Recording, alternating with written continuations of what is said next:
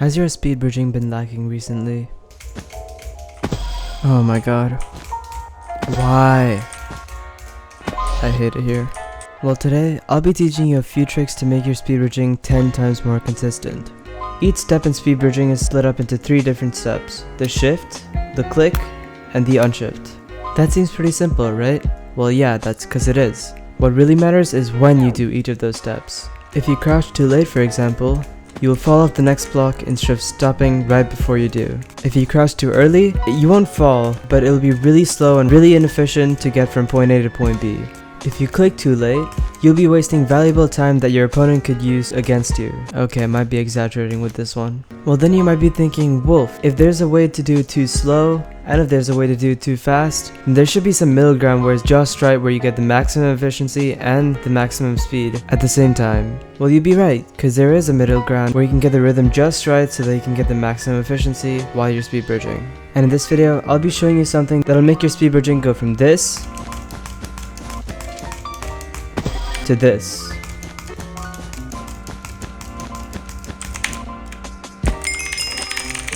Without further ado, let's get started. Since we already discussed that the most important part of speed bridging is your timing, we need to find a way of keeping steady timed beats that we can speed bridge to. Unfortunately, the perfect tool for doing just that already exists: the metronome.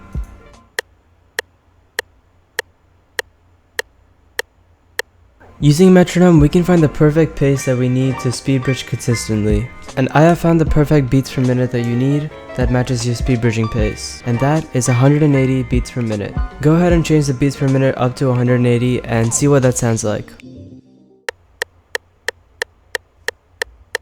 Okay, now I want you to put one hand on your table and gently tap to the beat of the metronome.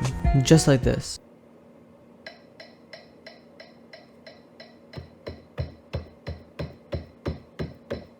Good.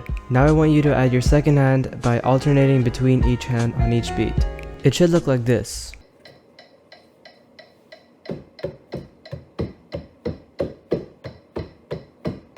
What I really want you to focus on is that as soon as one hand touches the ground, the other one lifts off. So there should always be only one hand on the table at all times. After you've gotten better at doing that for a while, let's move on to the next step. Okay, now we're gonna go back to what we were doing the first time, but this time, I want you to hit your second hand down on every other beat. So you're basically doing what we did the second time, but twice as fast.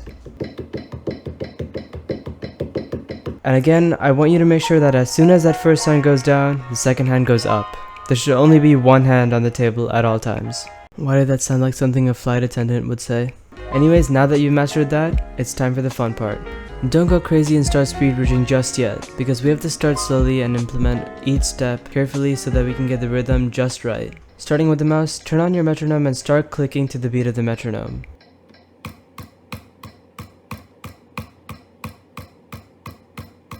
The keyboard's going to be slightly different. When the metronome hits, hit down the shift key, and halfway through the beat, release the shift key. If you're wearing headphones, it'll be better to take them off so you can hear the keys on your keyboard. Now it's finally time to add the mouse and the keyboard together. For the sake of learning, slow down your metronome to about 150 beats per minute.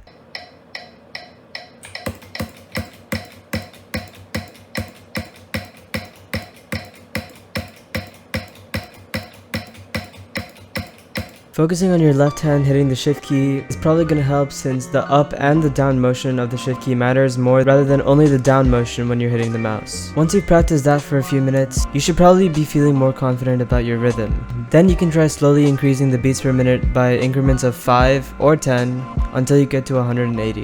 At 180 beats per minute, it should look something like this.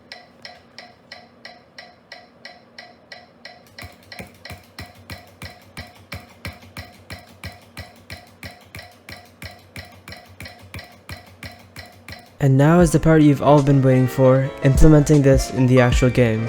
There are a lot of places you can practice this. For example, there's MC Play HD, there's Bedwars Practice Club, and there's the Hypixel Bedwars Practice Lobby itself. The more you practice, the better you'll get at it, and the more steady your rhythm will be. And after some time, you won't even need the metronome. You can just do it on your own whenever you want. If you practice a lot, within a few days, you'll have so much bridging confidence that you would never slow bridge again, and you'll never be afraid of falling. After a few weeks, you might even question why you ever bridged like this.